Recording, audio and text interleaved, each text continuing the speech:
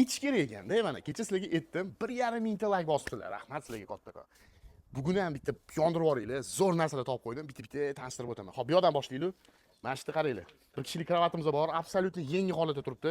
90 ga 210 bo'ladi. Ideal ortoped matraslari bilan birga narxi 1 million so'm. Shkopimiz egasi 1,5 ming dollarga olganman dedi. Endi qattiqki tushungan tushunadi. Men o'zim ham yaxshi tushunmayman. Bu 8 ming so'm. Xo'p, mana bunaqa stilaj deysizlarmi, shkop deysizlarmi, usti akrildan qilingan.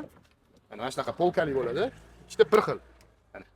Buni antresoli ham bor, tepaga qo'yiladigan mana. Bunaqa antresoli ham bor.